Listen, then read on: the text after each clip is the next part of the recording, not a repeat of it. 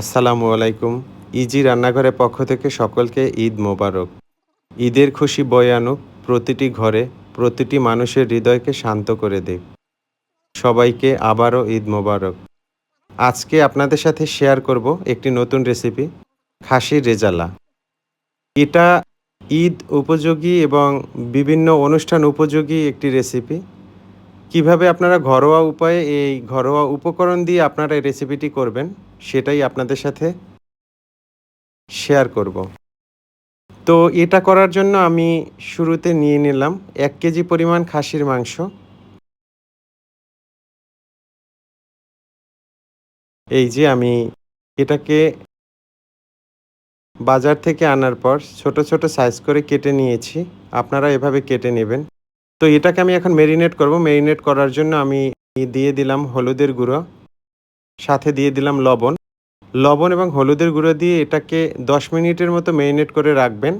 যদি কেউ চান ৩০ মিনিট পর্যন্ত রাখতে পারেন। তো এই ২ টা উপকরণ দিয়ে মেরিনেটটা করবেন।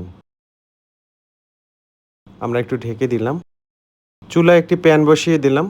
দিয়ে দিলাম সাদা তেল।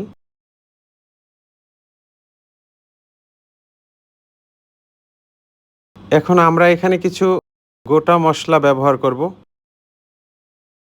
এখানে আমরা দিয়ে দিলাম তেজপাতা, দারুচিনি ৩ টুকরা, ৩ টি এলাচ, ৪ টি লবঙ্গ, ৩-৪ টি গোলমরিচ। এখানে কালো গোলমরিচ ব্যবহার করেছি। দিয়ে দিলাম পেঁয়াজ কুচি।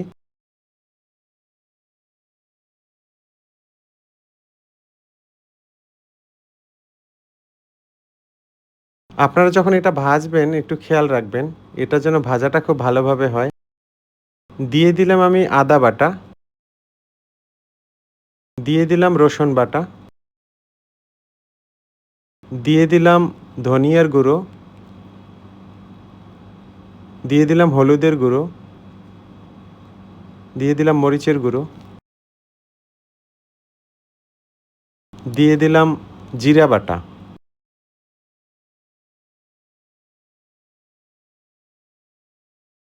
এখানে সব মশলাগুলোই হাফ কাপ পরিমাণ ছিল। শুধু মরিচের গুঁড়ো ছিল ২ চা চামচ এবং হলুদের গুঁড়ো ছিল ২ চা চামচ। এখন এই মশলাগুলোকে খুব ভালোভাবে কষিয়ে নিতে হবে। দিয়ে দিলাম আমরা পরিমাণ মতো লবণ। যেহেতু মাংসের মেরিনেটের মধ্যে আমার লবণ রয়েছে, তাই আমি এখানে লবণটা ওই অনুযায়ী দিয়েছি।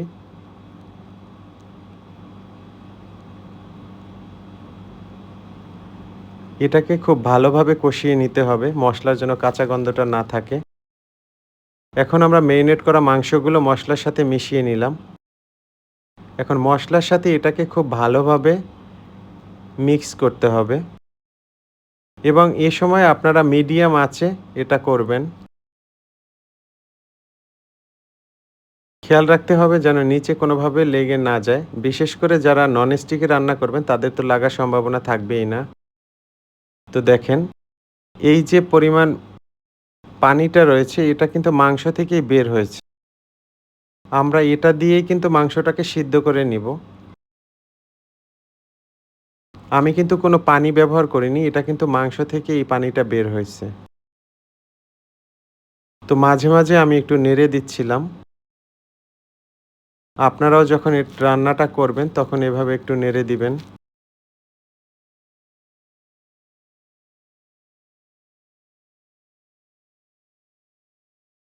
এই যে দেখেন আমি আবারও নেড়ে দিচ্ছি এটাকে।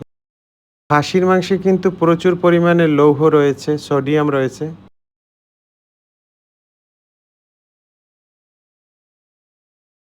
এটাকে বলা যায় আসলে প্রোটিনের একটা উৎস। তো আমি কিন্তু বারবার এখানে নেড়ে নিচ্ছি। তো এখানে আমি নিয়ে নিলাম কিছু জিরা এবং ৩ টা এলাচি। এগুলোকে আমি ভাজবো। ভেজে এগুলোকে পাউডার করে নিব। তো এটা আপনারা শিলপাটায়ও করতে পারেন। আবার এই পাউডারটার জন্য আপনারা ব্লেন্ডার ইউজ করতে পারেন। ব্লেন্ড করে নিলেও হবে। এটাকে ভেজে আমরা পরে এড করে দিব। তো মোটামুটি আমাদের কষানোটা হয়ে গেছে। দেখেন যে তেলগুলো কিন্তু ছেড়ে দিছে। তেলটা একদম মাংসের উপরে উঠে গেছে। হয়তোবা দেখতে পাচ্ছেন। আপনারা এই রেসিপিটা বাসায় ট্রাই করতে পারেন। আমি এখানে আস্ত কাঁচামরিচ দিয়ে দেব। এখন আমি অ্যাড করে দিচ্ছি পেঁয়াজ বাটা। মাংস রান্নার প্রায় শেষ পর্যায়ে আপনারা এই পেঁয়াজ বাটাটা অ্যাড করবেন। এটাই হচ্ছে ইজি রান্নাঘরের মাংসের টেস্ট আনার একটা কৌশল। এখন আমরা খুব ভালোভাবে নেড়ে নিব।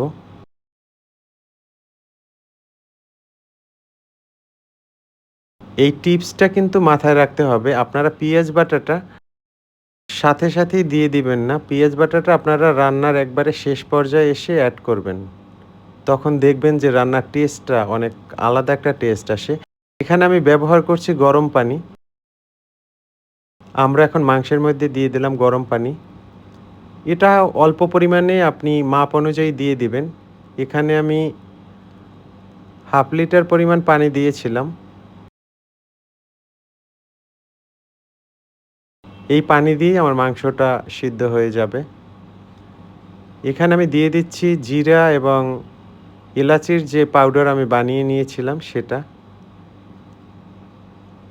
এটা আমরা এখন অ্যাড করে নিলাম এবং একটু নেড়ে নিব। আমাদের মাংস কিন্তু অলমোস্ট সিদ্ধ হয়ে আসছে। আর 5 মিনিটের মতো আমরা জাল দিব, তারপরেই তুলে নেব। দেখেন অসাধারণ একটা কালার আসছে। হয়ে গেল আমাদের খাসির রেজালা। এখানে দেখেন আমি কিন্তু টক দই বলেন, অনেকেই জয়ত্রী, জয়ফল বা বিভিন্ন বাজারের যে মসলাগুলো পাওয়া যায় সেই মসলাগুলো ব্যবহার করেন। কোনো কিছুই ব্যবহার করিনি। আপনারা রিকোয়েস্ট থাকবে এভাবে আপনারা খাসির মাংসটা বাসায় রান্না করেন। রান্না করে খেয়ে অবশ্যই জানাবেন যে কেমন হলো। অসাধারণ একটা টেস্ট হয় এবং বাসায় এবার যদি সুযোগ থাকে ঈদের সময় ট্রাই করেন। ঈদে আপনারা এই রেসিপিটা করেন বাসায় এবং খেয়ে অবশ্যই রিভিউ দেবেন যে কী রকমের হয়েছে। ভিডিওটি দেখার জন্য সকলকে ধন্যবাদ।